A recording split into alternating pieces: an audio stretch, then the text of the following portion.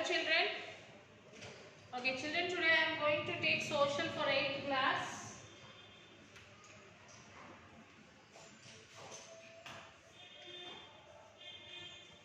Social class 8.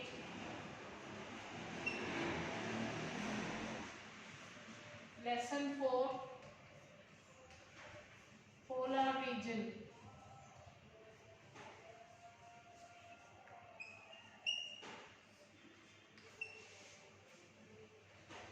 Okay, page number 44 children. Like in last class we have discussed about the polar region, how the weather condition will be there, how the animals and birds migrate from there, why do they migrate, what is the reason, for how many months it will be cold and for how many months it will be sun, for how many months sun rises there. All these things we have discussed in the last class. So let us discuss about hunting and fishing, clothing and crafts, then shelter, then recreation, religious beliefs, contact with the outside world. About these topics we will discuss in this class children. Now hunting and fishing, page number 44. Because they depend on hunting and fishing to live, the Eskimos are highly skilled at these activities. They depend on hunting and fishing only. So that is the reason why they are very much skilled. They have a lot of skill on these activities. Cargo hunting is essential for nearly all Eskimos groups. Cargo hunting is very essential for all the Eskimos group. Cargos are hunted in the island during summer and early autumn. So cargos, they are hunted in the summer and autumn season. In some places, cargos are driven by rows of people into lakes or narrow streams. In some places, these cargos were being driven by the people. People used to drive on it. It was driven by the people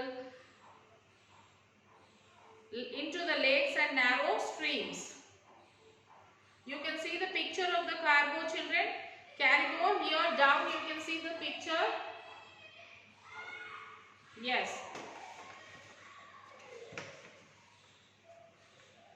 For some groups, fishing is as important as hunting. For some group of Eskimos, fishing is as important as the hunting. Fish are netted in deep, muddy water or through holes in the ice. They are spread in shallows, clear water in their waves. Low dams of stones placed across streams. Fish are chased into the wave by people wading in the stream and are caught by the skilled hunters with their pronged spears. Eskimos also use barbels, bone hook on short lanes to fish through holes in the ice in water or from the edge of the ice in spring. Seals are harpooned from the edge of ice floe or from kayaks. Kayaks are small canoe-like boats. It is like a small boats made of animal skin. It is made up of an animal skin stretched over a wooden frame. It can be stretched over a wooden frame. It was made up of an animal skin. And what type of food? Meat, fat, fish make up a large part of the Eskimos' diet. Meat, fat and the fish is the main diet of Eskimos. Vegetables are scarce. Vegetables, they don't get proper vegetables, so meat and fish is the main food for them. Food is not wasted, they won't waste the food, but as the Eskimos depend on hunting and fishing, hunger and even starvation are common when fish and meat are not plentiful. So as their main food is fish and meat, the hunting is their main activity, and when there is no plenty of fish or meat available, they have to be starved. They have to starve. Meat and fish caught in summer are stored in shallow pits.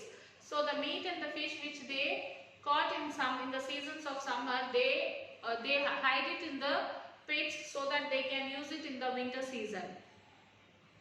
The pits are dug down to the permafrost and covered with the piles of stones to keep hungry animals. So the pit is dug in that permastore with the permastore frost, and the meat will be kept in that, and they will cover with the stone so that any animals will not go and eat that. Wood for burning, fires for roasting and baking is scarce in most of the Eskimos area. So there is no fire for baking. It is also very scarce in that, because in the winter season it will not burn. So wood and fires are also very scarce. They use this fire for roasting the meat and fish. Meat and fish are often eaten raw. Raw meat or fish are frozen and cut into thin stripes. So sometimes they eat the raw fish only, raw meat, because there is no fire for them. There is scarcity of fire. So they eat them in a raw only. And the meat and fish are frozen and cut into stripes, which are dipped in whale or seal oil. So this meat and fish, they will cut it into stripes, and then that pieces will be dipped in the whale and seal oil. They will dip that in the oil. Some meat, especially meat from large sea mammals, is eaten in a partly decayed state. The tough meat becomes tender and easy to digest. If food is cooked, it is almost always boiled using the heat from the oil lamps. So if at all they wanted to cook means, they can only cook it with the help of a heat from the oil lamps. Now we'll talk about the shelter. The Eskimos word igloo means shelter. Igloo means shelter. It is a house, a type of house. It can refer to any kind of house, not really the dome-shaped snow houses that may people associate with the word. So you might have seen the igloos, children. It will be in a dome-shaped. In summer, most Eskimos lives in tents made up of animal skin. So in summer, most of the Eskimos, they live in the tents, and that tent is made up of the skin of the animals. In western Alaska, very large winter tents are made by placing heavy walrus skins over wood frame. So in summer, they make a very heavy tents with the help of the walrus skin. It can stretch a little far, and it will be made to the skin will be placed on the wooden frame. On the northern coast of Alaska, dome-shaped houses are built of logs and wall ribs. So domes are built with the houses are made in the dome shaped with the logs and whale ribs, and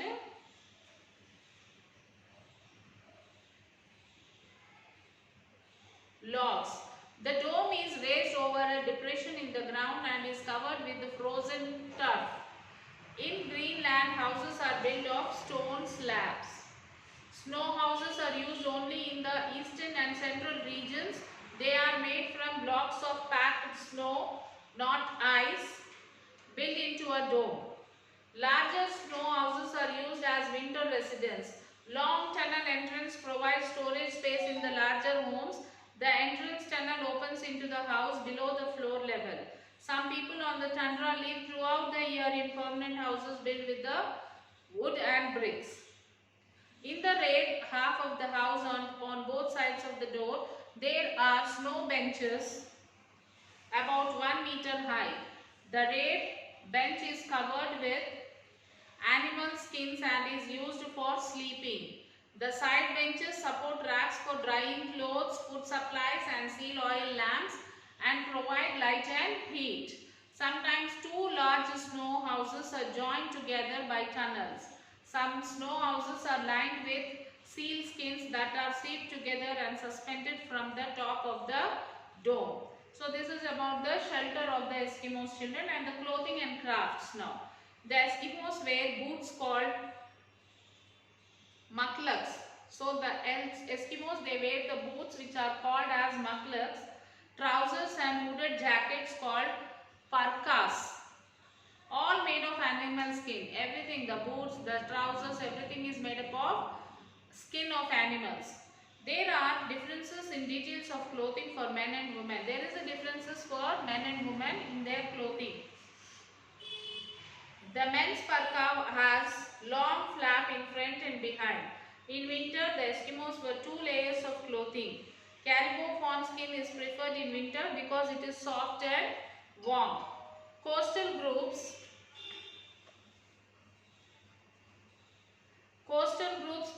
prefer seal skin in late spring and summer. It has the advantage of being waterproof, but it has the disadvantages of being very stiff. Clothing is often embroidered and has decorative fringes, cutouts of different colored animal skins and pieced together to form patterns on the paraks. So they have the embroidery also, like different types of animals pictures will be there on their paraks. Parkas. The Eskimos decorate tools and objects of everyday use. They also decorate their tools and objects which they use every day. Such decoration makes people's possessions very personal. Bone ivory, wooden soft stone called soapstone, and used to make small finger of people and animals, as well as weapon and tools. Tools are carefully carved to fit the hand of the user. In the Pacific and far western area, the masks are made of carved wood, painted and decorated with feathers and animals' skin. So religious beliefs. What religion they believe? Eskimos' religion shows deep concern for life, health, sickness, starvation and death. The Eskimos believe that spirits control these three things. Spirits control these things. All Eskimos groups believe in supernatural power called Sila and spirits, such as Sedna, the goddesses of life, health and food. The belief that people and animals have souls that live after death. So they believe in the spirits, children. Eskimos, they believe in the spirits. They say that spirits are there. The spirits of the dead people will not live. Their spirit will be roaming after they die also. Animals have souls that live after death also. Even the animals also have their souls after they die. But each group has certain beliefs and rituals of its own. Each person's family or group has taboos or bans forbidding certain actions, such as eating a particular kind of food. Each group has some major ceremonies performed at birth and death, or when hunting is very poor or very successful. Shamans, people skilled in performing rituals, are believed to help establish and keep a contact with the spirit world. Shamans use trances, drama and magic tricks in their performance. And next is recreation. Wrestling, racing, harpoon throwing, contests or other vigorous athletics activities are popular. Games of skill are sometimes essential part of religious rituals, also storytelling, singing, drumming and dancing.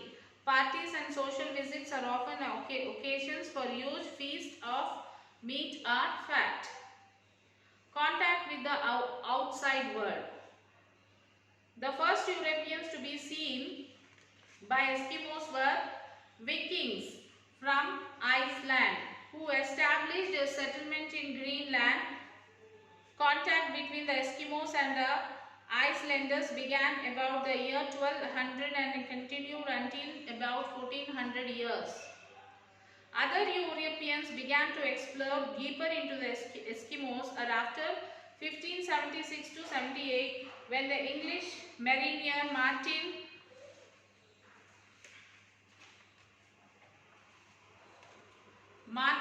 Frobisher visited Baffin Island. So Danish, Norwegian and English explorers sailed into the seas of the far north to find the fabled Northwest Passage to China by 1728. The Russians arrived in Siberia and North Alaska.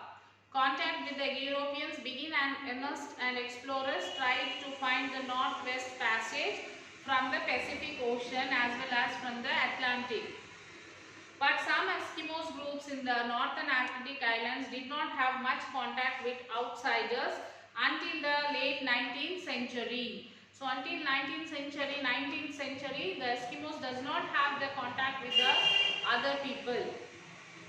After 1850, the arrival of the Europeans and Americans, walrus and fur traders brought many changes. Eskimos worked for the walrus and sold furs to the traders, to the business people. The outsiders in turn provided a steady source of metal, tools and rifles. Because of the new tools and weapons and the new demand for fur, animals were hunted and killed in greater numbers. Because of the fur business, fur is nothing but the hairs of the animals. They are very highly, they are doing the trading business in this. So because of that business, they have in very high portion of this, they are killing the animals.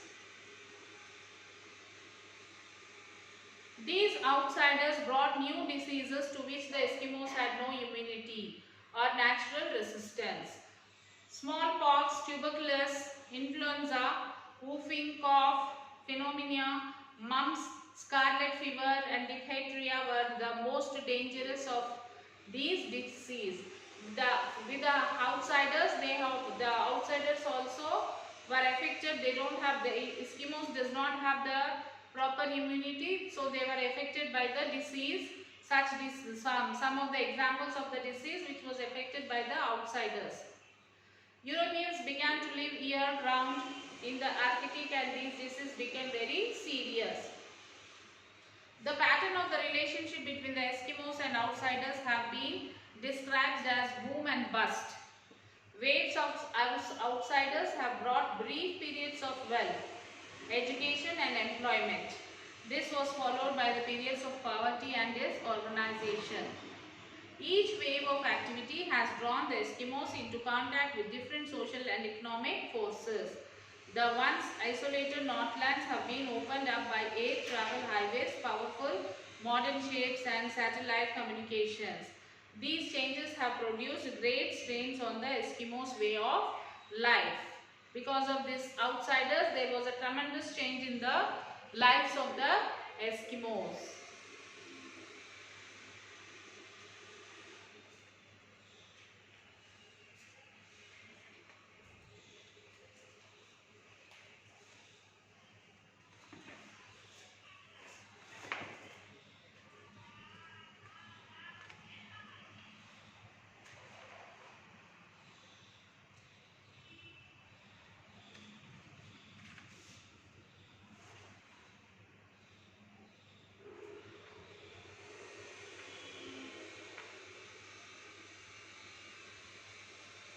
The question answers of this lesson are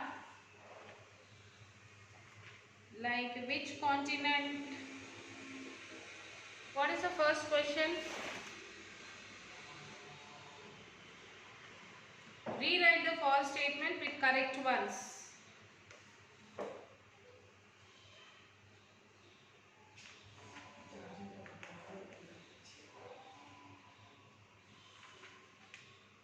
Rewrite the false statement with correct ones. Animal body parts were used only in clothing. Is it, children? Only the animal body parts were used only for the clothing. In tundra region, caribou, walrus, whale, seals, etc. animals are live. Eskimos use the parts of the above animals to fulfill their different needs, not only clothing. For example, they use their meat, fish, flesh for food, for clothing and sheltering, for the blankets and coats, horns to build boats and tents. Hence, the parts of the animal body are not only used in clothing but also used for different needs. Major parts of the food included vegetables. Vegetation in tundra region is unique type of vegetation known as as the tundra vegetation. There is no chance to grow vegetables in this tundra region because of the climate and permafrost condition. Hence, the people in tundra depend upon animals on large scale because they won't get any vegetables. They take meat, milk and fat regularly as food material. Very often they use vegetables as food. So the above sentence is not correct. Popular games among the people in tundra are closely related to their daily life. The above sentence is quite correct. Popular games like wrestling, racing and throwing harpoon in tundra are quite related to their daily lives. Contact with people for outside impact Eskimos' health. Above statement is also quite correct because the outside brought new diseases to which the Eskimos had no immunity, no natural resistance.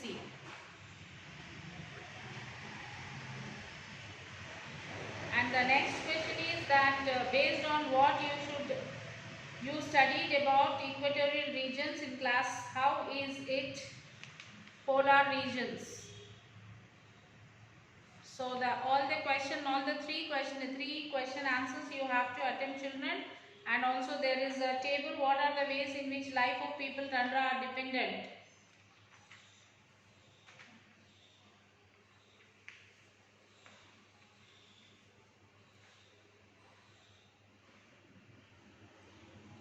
So this is all, this 1, 2, 3, 4, 5, 6 question answers are there, children. You will have to write all the question answers for this lesson. So after this class, after viewing this video, you will have to read the lesson, children. Complete lesson twice, 2 times you read this lesson and then try to answer by your own. If you are not getting, then you can refer the workbook. But try to write it by your own, children. All the answers you can attempt it, write it by your own and send it to me to the school mail ID. So we will meet you in the next class, children. Till then, take care. Have a nice day, children. Bye.